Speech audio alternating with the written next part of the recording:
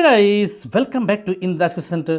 दोस्तों, आज हम पढ़ने वाले हैं सामाजिक धार्मिक सुधार आंदोलन का पार्ट 12 भाग 12। यदि आप लोग इससे पहले की वीडियो नहीं देखे हैं तो डिस्क्रिप्शन में लिंक मिल जाएगा, वहां से जाकर देख सकते हैं। तो दोस्तों, सामाजिक धार्मिक सुधार आंदोलन पार्ट 12 के अंतर्गत देखेंगे विधवा पुनर्विवाह अधिनियम 1856। यह विधवा पुनर्विवाह अधिनियम 1856। तो दोस्तों, सबसे पहले समझ लेते हैं कि यह विधवा शब्द का मतलब क्या होता है। विधवा शब्द का मतलब होता है कि यदि किसी स्त्री का पुरुष या स्त्री के पुरुष की मृत्यु हो जाती है तो वह स्त्री विधवा कहलाती है। वह स्त्री क्या कहती है? विधवा कहलाती है। और हमारे समाज में विधवा को ना तो श्रृंगार करने का हक था, ना कहीं आने जाने का, या विधवा को अशुभ भी माना जाता था। इसलिए उसको और दूसरा विवाह करने का भी हक नहीं था। तो इस कुरीति को देखकर कुछ लोग आहत हुए, या उन्होंने कहा कि विधवा को भी विवाह करने का हक है, इसलिए विधवा पुनर्विवाह अधिनियम 1856 लाया गया। तो दोस्तों, देखेंगे कि विधवा पुनर्विवाह अधिनियम जो है उससे संबंधित कौन कौन से व्यक्ति हैं जिन्होंने महत्वपूर्ण योगदान दिया है या जिन्होंने प्रयास किया है इसको सफल बनाने के लिए। तो सबसे पहले देखेंगे कि जो विधवा पुनर्विवाह अधिनियम 1856 है, इससे संबंधित व्यक्ति कौन कौन से हैं जिन्होंने महत्वपूर्ण योगदान दिया है। तो सबसे पहला नाम आता है ईश्वर चंद्र विद्यासागर का। पहले नाम को देख लेते हैं, इसके बाद हम इनको डिटेल से देखते चलेंगे कि इन्होंने क्या क्या महत्वपूर्ण कार्य किए हैं। पहला नाम है ईश्वर चंद्र विद्यासागर। दूसरा नाम है डी.के. कर्वे, जिनका पूरा नाम है डोडो केशव कर्वे। तीसरा नाम आता है वीरेशलिंगम पुट्टलू। और चौथा नाम है विष्णु शास्त्री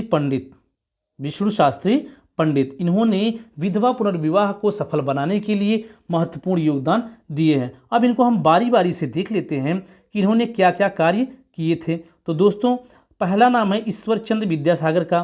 तो ईश्वर चंद्र विद्यासागर द्वारा विधवा पुनर्विवाह अधिनियम से संबंधित अनेक लोगों से हस्तांतरित प्रार्थना पत्र तत्कालीन गवर्नर लॉर्ड डलहौजी को सन 1856 में सौंपा गया। अर्थात कहने का अर्थ है कि जो ईश्वरचंद्र विद्यासागर हैं, इन्होंने विधवा विवाह को मान्य कराने के लिए, जो कि तत्कालीन गवर्नर उस समय के लॉर्ड डलहौजी थे, उनको एक पत्र सौंपा गया जिसपे अनेक लोगों के क्या थे? हस्ताक्षर थे। यह पत्र सौंपा गया कब? 1856 ईस्वी में। किसको? लॉर्ड डलहौजी को। किसके द्वारा? तो ईश्वरचंद्र विद्यासागर के द्वारा सौंपा गया। लेकिन दोस्तों, लॉर्ड डलहौजी को सौंपा गया पत्र उसी समय क्या होता है कि लॉर्ड डलहौजी के स्थान पर गवर्नर जनरल बन के आते हैं आपके लॉर्ड कैनिंग। कौन आते हैं? Lord Canning. और उन्होंने इस पर विचार करके फाइनली 27 जुलाई 1856 ईस्वी को विधवा पुनर्विवाह अधिनियम 1856 को क्या कर दिया?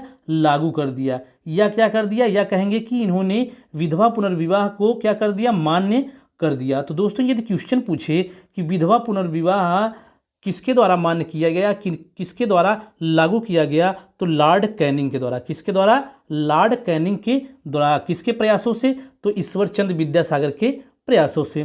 तो दोस्तों, अब हम देखेंगे दूसरा नाम कि इन्होंने क्या महत्वपूर्ण योगदान दिया था विधवा पुनर्विवाह को सफल बनाने के लिए। तो दूसरा नाम है आपका डी.के. कर्वे, जिनका पूरा नाम क्या है? डोडो केशव कर्वे। कहा जाता है कि इन्होंने, जो डी.के. कर्वे हैं, इन्होंने स्वयं एक विधवा से विवाह किया था। तो दोस्तों, इन्होंने विधवा से विवाह करके एक संदेश दिया गया कि यह कोई कुरीति नहीं है, यह कोई अशुभ नहीं है, बल्कि क्या है? एक ये अच्छा कार्य है। इसलिए इन्होंने एक विधवा महिला से विवाह किया। दूसरा कार्य इन्होंने किया था कि इन्होंने सन 1899 ईस्वी में विडो होम, या इसी को विधवा आश्रम कहा जाता है, विडो होम या विधवा आश्रम कहा जाता है, इसकी स्थापना इन्होंने की थी। कब की थी? तो सन 1899 ईस्वी में। और इसके अलावा इन्होंने सन 1906 ईस्वी में भारतीय महिला विश्वविद्यालय की भी स्थापना की। किसने? डी.के.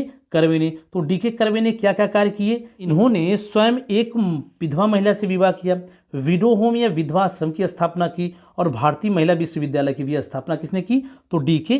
कर्वे ने की। तो अब तीसरा नाम देखेंगे, जो तीसरा नाम इससे संबंधित है वह है वीरेशलिंगम पुट्टलू। वीरेशलिंगम पुट्टलू कहा जाता है कि इन्होंने दक्षिण भारत में, जो वीरेशलिंगम पुट्टलू हैं, इन्होंने दक्षिण भारत में विधवा पुनर्विवाह को सफल बनाने के लिए कठिन प्रयास किया, या कहेंगे कि इन्होंने महत्वपूर्ण योगदान दिया या इसको सफल बनाने के लिए अथक प्रयास किया। अब हम आगे देखेंगे कि विष्णु शास्त्री पंडित, जो चौथा नाम हमारा विष्णु शास्त्री पंडित।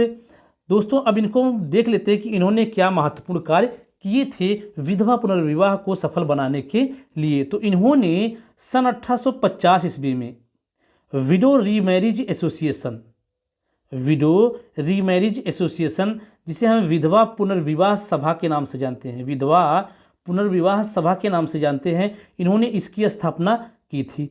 कब की थी? तो 1850 ईस्वी में। किसके द्वारा की गई थी? तो विष्णु शास्त्री पंडित के द्वारा की गई थी। किसकी? विडो रीमैरिज एसोसिएशन या विधवा पुनर्विवाह सभा की स्थापना की गई थी। तो दोस्तों विधवा पुनर्विवाह नियम 1856 से संबंधित जितने भी महत्वपूर्ण तथ्य या जितने भी महत्वपूर्ण प्रश्न बनते हैं, हमने उन सबको कवर किया है। आप इसका क्विज बना के हल करिएगा, आप देखिएगा कि आपके क्वेश्चन मिनटों में, सेकेंडों में हल हो जाएंगे। आपको इससे एक भी क्वेश्चन आपको बाहर से देखने को नहीं मिल रहा है। तो दोस्तों यदि आप लोग चैनल पर पहली बार विजिट कर रहे हैं या सभी विषय के फ्री क्लास पाना चाहते हैं तो चैनल को सब्सक्राइब करें, लाइक करें, दोस्तों में ज़्यादा से ज़्यादा शेयर करें और बेल आइकन को जरूर दबाएं, जिससे कि आपको वीडियो की नोटिफिकेशन आपको सबसे पहले मिलती रहे। तो दोस्तों कल फिर मिलेंगे नेक्स्ट वीडियो के साथ। जय हिंद दोस्तों।